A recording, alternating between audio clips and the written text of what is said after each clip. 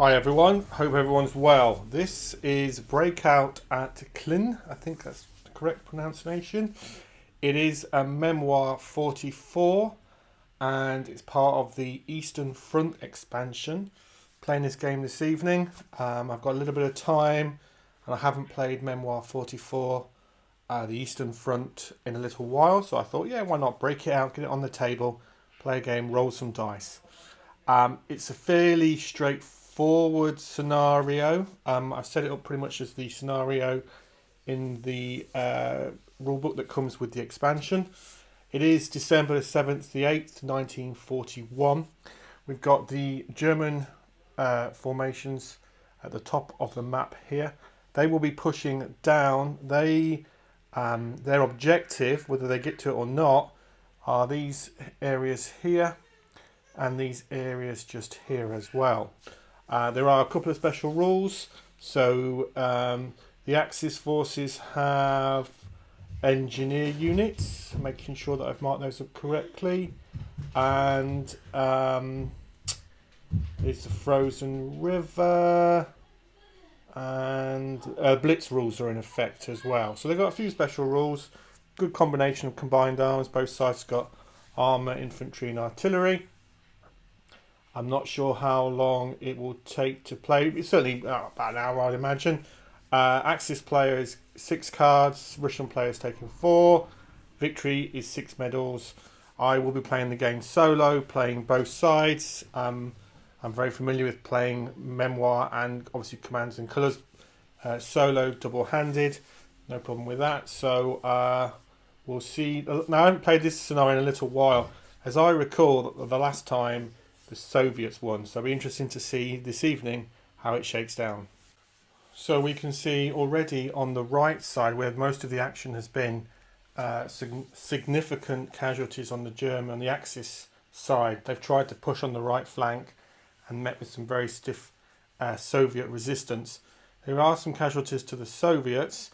We have 2 units on the Axis side that are already down just to 1 model each, so there could be an easy couple of victory points there for the Soviets.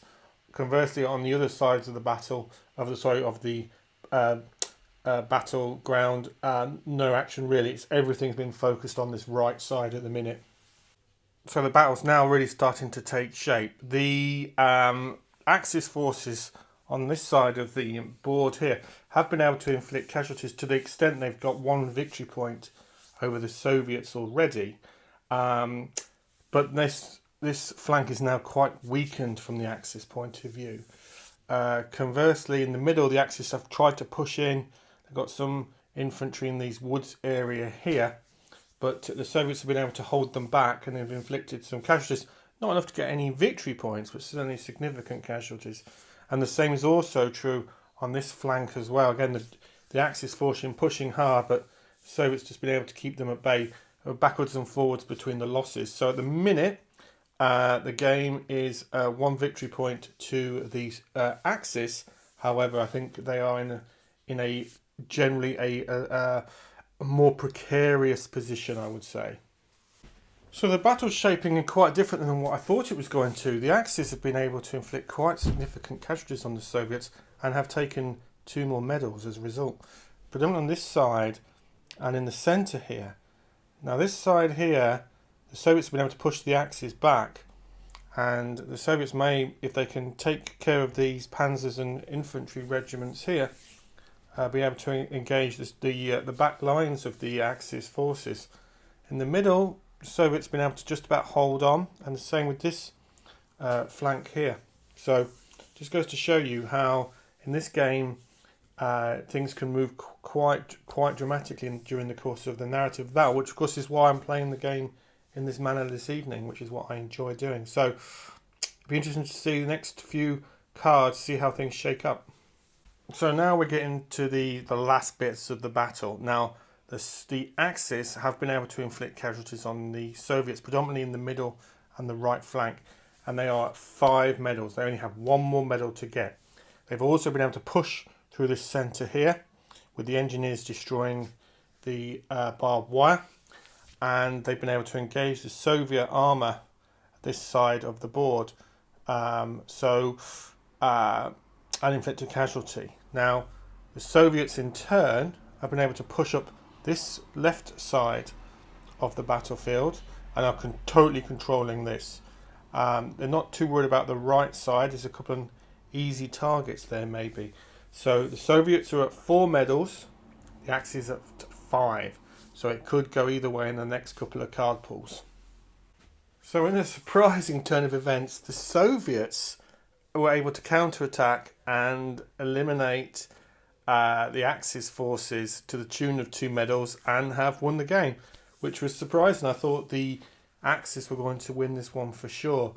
The Soviets took a chance and it paid off. They came out of the safety of these terrain pieces here and were able to eliminate units, etc. So a victory to the Soviet forces this evening, who would have thought? An enjoyable game. It's a great little scenario. It's hard, I always enjoy playing Memoir 44. It doesn't take too long to play through a scenario. It plays quick. Even with, there's extra rules with this expansion. It makes the game extremely manageable and a lot of fun and a very enjoyable evening playing a war game.